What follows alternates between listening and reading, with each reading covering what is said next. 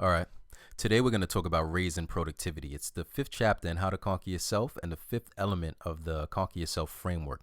By transfer laws, productive inventiveness, etc., I'm going to explain throughout the video what I mean by those terms.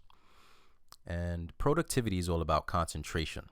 All right. And I want you to think of these as almost synonymous terms. When I start the chapter, I say productivity is the natural outgrowth of focus, clarity, and concentration. And then I proceed throughout the chapter describing ways to cultivate concentration, to eliminate distraction, and specifically to establish a set of relationships with your digital tools that perpetuate or cultivate this kind of philosophy of productivity as concentration, because this is where results come from. This is where efficiency comes from. The more focused you are, the more likely you are to get results, to get nutrients, to get value out of whatever it is that you're doing or whatever it is that you're experiencing. And that can be anything from a creative task like a work of art or a book that you're writing to a relationship that you're in. All right. The book Wealth of Nations is on my reading list currently. It's Adam Smith's work from the 1700s, and it's the intellectual underpinnings of capitalism. It's the intellectual underpinnings of all kind of economic thought as we've come to know it today. He talks about division of labor in there, and transfer loss and inventiveness are terms that I've distilled from reading the kind of intro section to this book. On page 6, he says, this great increase of the quantity of work, which in the consequence to the division of labor, the same number of people are capable of performing, is owing to three different circumstances. So there's three reasons why the division of labor is important. All right. First is the increase of dexterity in every particular workman. Remember, when he talked about the division of labor, he meant within a society or within a particular firm or a particular factory. It was a revelation then that you got more done when you had people working on specific tasks rather than one man doing everything. All right. Secondly, the saving of time, which is commonly lost in passing from one species of work to another. And thirdly, to the invention of a great number of machines which facilitate and abridge labor and enable one man to do the work of many. So 2 and 3 of our focus here. By transfer loss, what I mean is that you lose energy when you go from one task to another.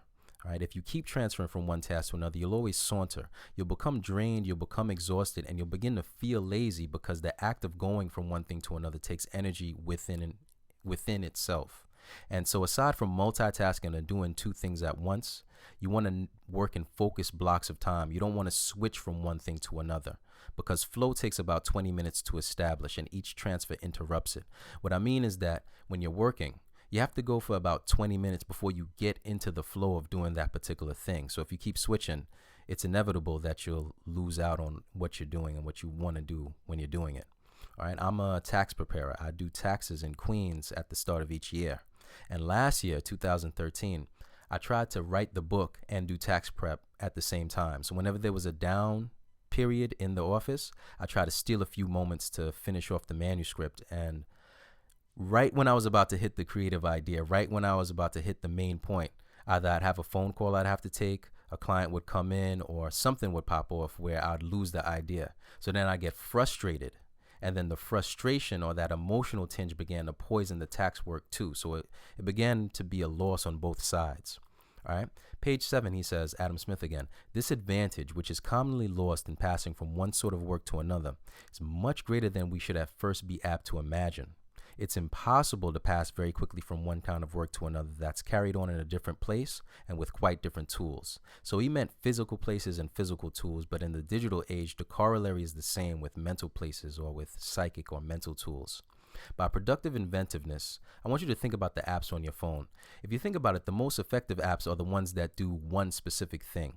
I used to have a money manager app on my phone that was so robust that not only was it slow and clunky, but it was filled with ads and it cost money to run and it was just a waste of time. So I just started using the calculator. And it turns out that the simple calculator that came with the phone was more productive at my end than the robust mechanics. All right. In the same way, on a personal level, singularity makes us naturally inventive. Not only do you get more done when you focus on one thing, but you'll naturally start to think of more productive ways to do it because it becomes redundant.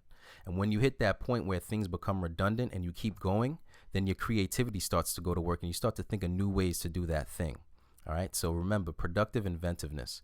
As an example, with the book content, I've blogged since 2007. I've been online since 2007, but since I've written the book, now I have a singular thing to focus on. And every day when I wake up and I do content, I realize how deep the subject matter is. I realize new applications, new meanings, and I keep going back to the book to add things to it because the singularity makes me invent new ways and new interpretations of the material itself. Also, because I just do YouTube and I just do podcasts, I'm much more effective. I used to do a lot more and it used to be more draining. And now that I have singular things to focus on, I can do much more effective work. Quoting Smith again, men are much more likely to discover easier and readier methods of attaining any particular object when the whole attention of their minds is directed towards that single aim, rather than when it's dissipated amongst the great variety. All right, so lesson overview. Productivity is the natural outgrowth of focus, clarity, and concentration. This is really the point. All right, you got to concentrate if you want to be productive. So don't multitask, don't do a lot of things at once, and don't transfer. Don't go from one thing to another thing incessantly, because you'll never get the dexterity or the skill, and you'll never get into the flow that you need results for. Similarly, on the positive end, singularity breeds inventiveness. You got to focus, because otherwise you'll never recognize a more productive way of getting what you're trying to get done. All right. So remember me with my tax work, and remember the app example, and remember the different examples that I gave you. Now, also for homework, look up the word singular and the word saunter. When you look up the word singular, you find synonyms like extraordinary, remarkable, exceptional. And when you look up the word saunter, you find words like lazy, slothful, indolent, just weak, exhausted. And I want you to kind of associate these words with the different work styles. Associate saunter with transfer, and subconsciously associate singularity with inventiveness or with productivity, because then you'll have the deep mental links so that when you step to your creative work, when you step to your writing and so forth, you'll be more productive off your basic subconscious premise. All right, so to apply his hand in 20 different ways almost every day of his life renders a man almost always slothful and lazy, and incapable of any vigorous application, even on the most pressing occasions, even when he needs it the most. And again, that's Adam Smith from The Wealth of Nations. All right, so to contact me, my email is brian@dothenowledge.com. Also, if you want to just give me a buzz, I have an office line now. It's 718-577-1344. All right, and there's a resource page where you can get this video, you can get free chapters of the book, etc. Here I am with a friend, she's checking it out. And that's at dothenowledge.com. All right, dothenowledge.com. Here's the book cover once more. And this is what you'll see on the right side of the blog to get the free chapters. All right, hope this helps. Take care and have a great day. Peace.